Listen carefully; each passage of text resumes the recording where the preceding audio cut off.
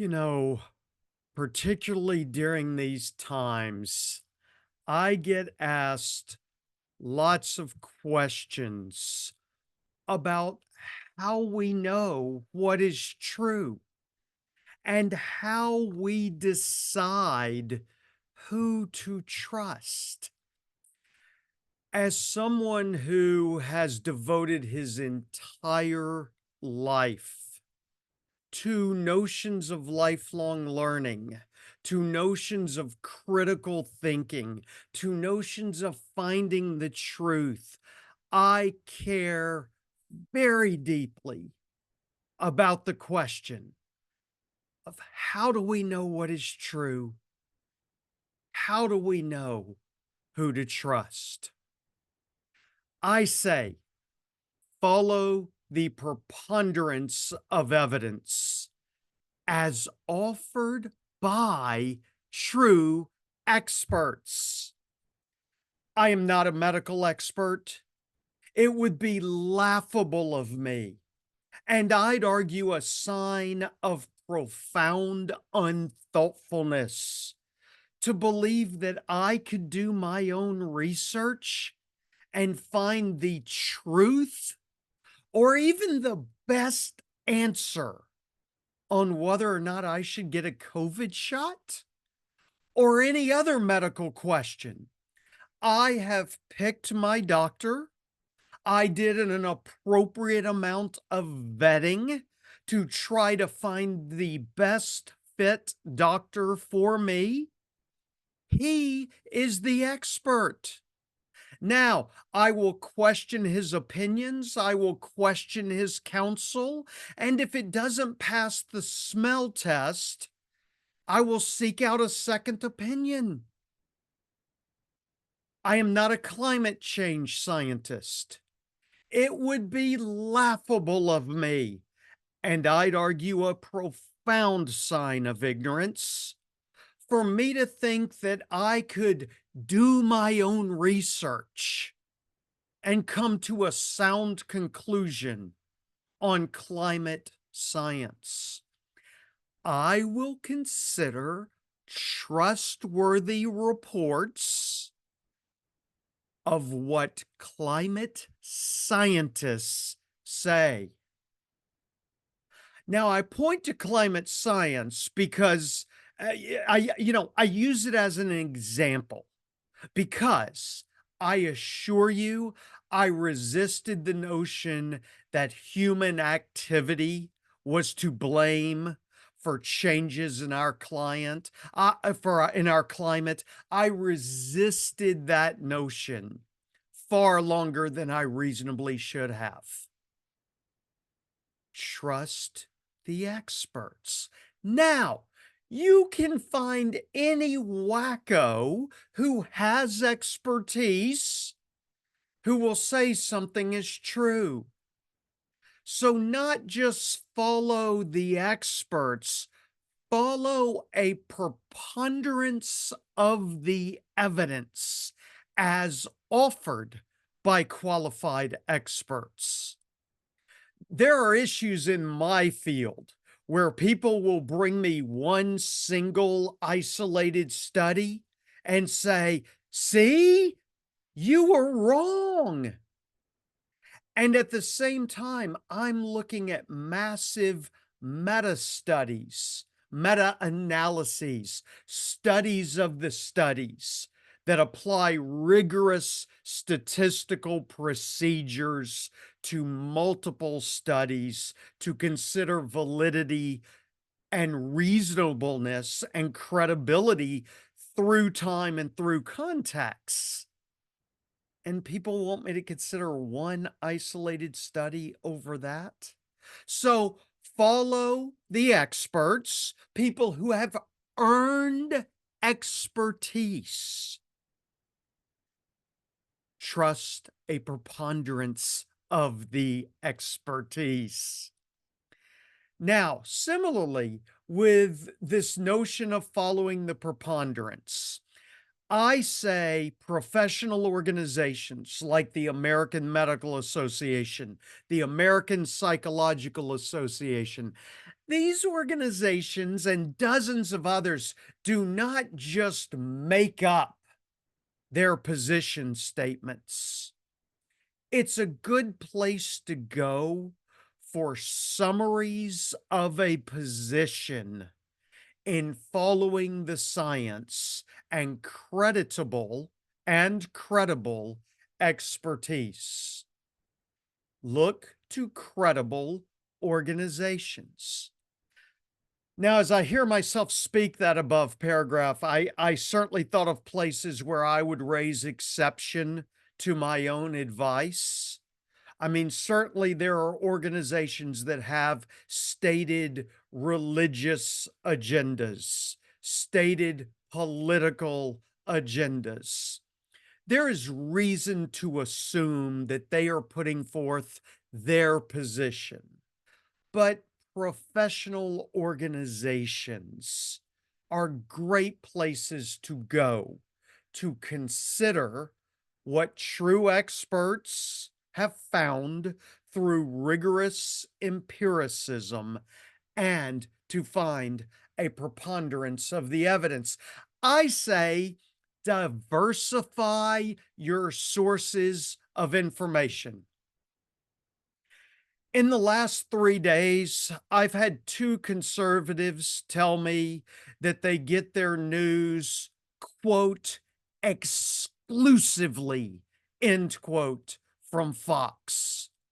One of the two went on and on to explain to me his extremely well rounded understanding of global events and American politics, gained solely through Fox News, mind you. Now, whether or not Fox is an actual news organization, I'll set that aside for now. I would have equal concerns if someone said to me they get their news exclusively from MSNBC or exclusively from anywhere. Broaden, hear a diversity of perspectives and opinions from a wide variety of news sources. I must acknowledge a hypocrisy in what I say here. I mostly get my news from a combination of CNN, MSNBC, and NPR. I occasionally will flip over to Fox to try to catch additional strong counterpoints, though I must admit I regularly feel less informed after doing so. But even my three is too narrow. But in talking, particularly to Trumpers, I have to say, three is far more expansive than many. There is a journalist in my distant past who I admire very much and miss very much having her influence on me, who regularly says, and I'm quoting loosely here because she's much more diplomatic about it, don't just watch, read. She's right. The Wall Street Journal, major newspapers, not to mention business journals. These are useful resources that I should be considering, and you should too, as you diversify your sources of information. I say question everything. Question everything. The lack of critical analysis and critical thought from the average citizen in this country appalls me, and it should appall you too. And often we look at the other and want to question them without interrogating our own stances. If you are a Christian and have not extensively interrogated your own faith and your own church, shame on you. If you are a political liberal and have not radically questioned the assumptions of political liberalism, many of which I personally find to be poor assumptions, but that's neither here nor there. And because I'm not a political scientist, then shame on you. And I would say the same to political conservatives, by the way. If you have not fact checked yourself regularly and often, then shame on you. Anybody who doesn't want to be fact checked is afraid of truth and honesty.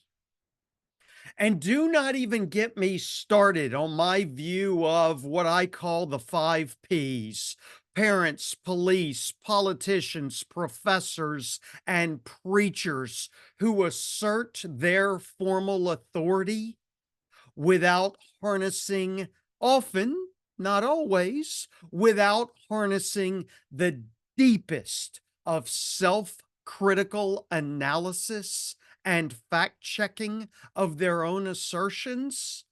Shame on them. Critical thinking matters. It is essential. And as a side note, it should be one of our highest motivations for lifelong learning or continued formal education beyond high school. Do not boil down a university education to job training. That's absurd. Why would anybody send their kid to the likes of me for practical job training? The unwillingness, in many cases, and inability, in other cases, to follow a train of thought and then interrogate that train of thought with high levels of rigor should be a point of embarrassment. Sadly, some have made it a point of pride. I say, surround yourself with a diversity of opinions in terms of people in your sphere of influence. To my great joy, occasionally dismay, both of my adult daughters are significantly more liberal than am I.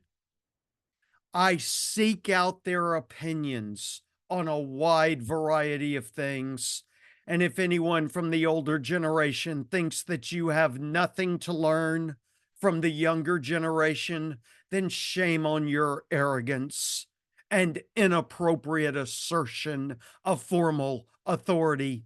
My best friend is significantly more liberal than am I.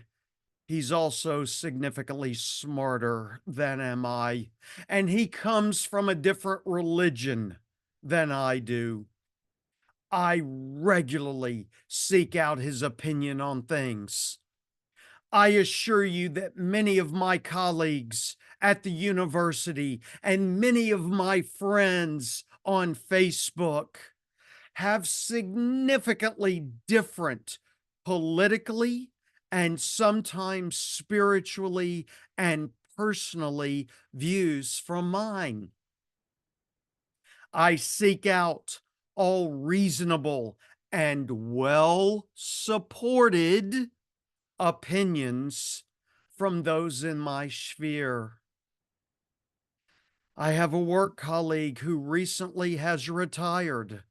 My guess is I literally disagree with her on everything. As matters of faith, as matters of politics, I have learned so much by expanding my sphere to her. And I will be eternally grateful for what she has taught me. expand your sphere. Now, I must confess a contradiction here. I also believe in keeping my personal circle quite small, quite tight.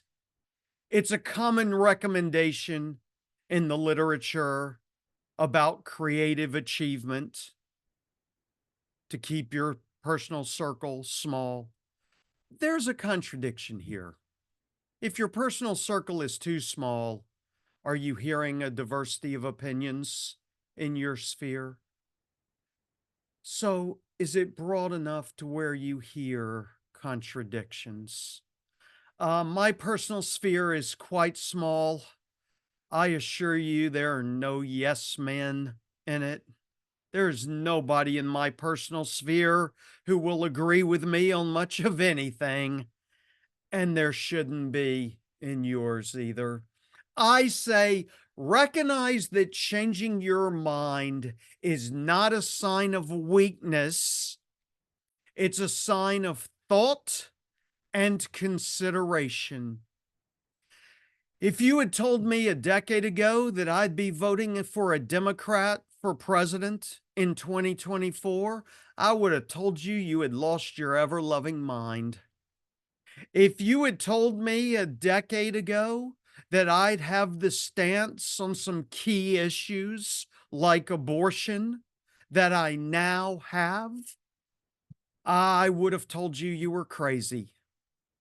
If you had told me 2 or so decades ago that I would reject the word evangelical as a part of the description of my own Christian faith and beliefs, I would have told you no way.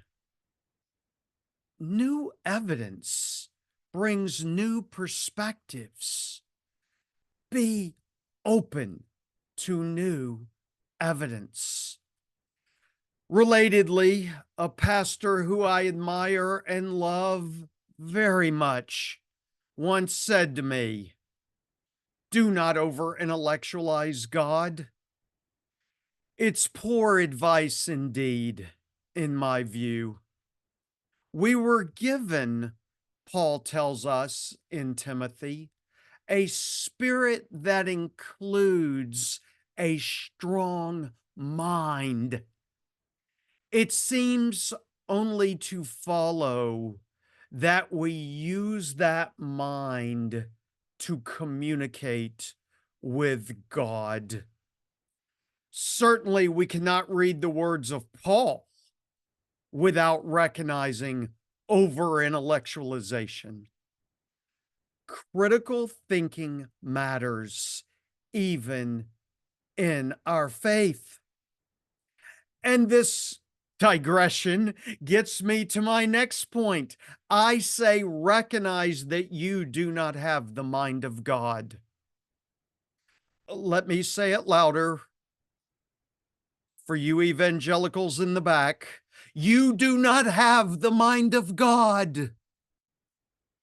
As a person of faith, I believe that all truth with a capital T is God's truth. I also believe that because we are finite, fallible, sinful, and limited in our capacities, we do not have the full measure of God's truth. I have had Christian scholars disagree with me on this point. I simply do not understand their disagreement, as I neither am omniscient, omnipotent, nor omnipresent. And I assure you that I am not omnibenevolent.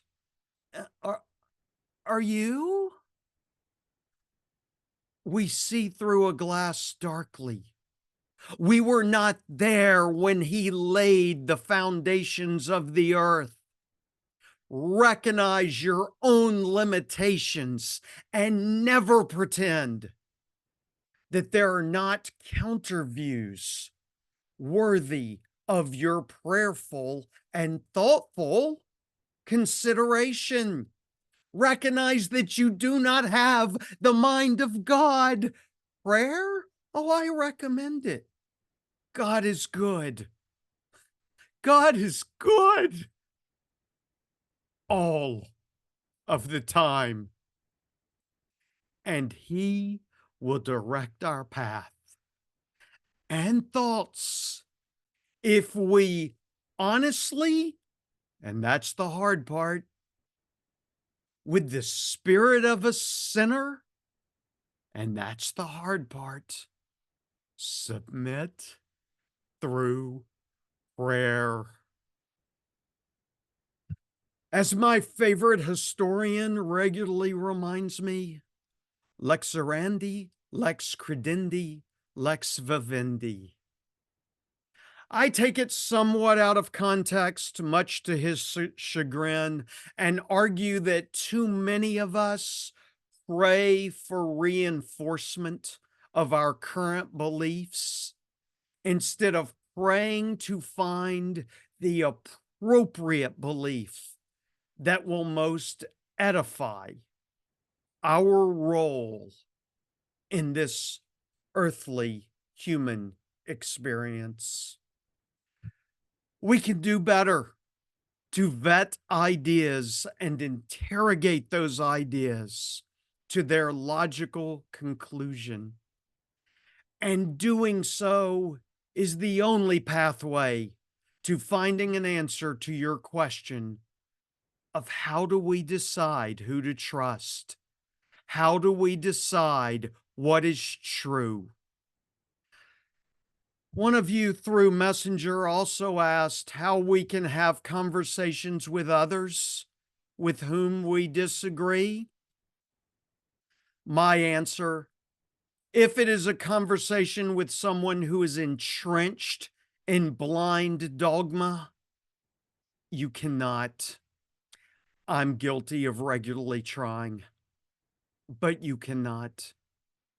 If it is one who does not value the things I have mentioned here, interrogating their own perspectives, considering true expertise from those who have earned it, surrounding themselves with wide ranging opinions, then you cannot have meaningful conversations with others with whom we disagree.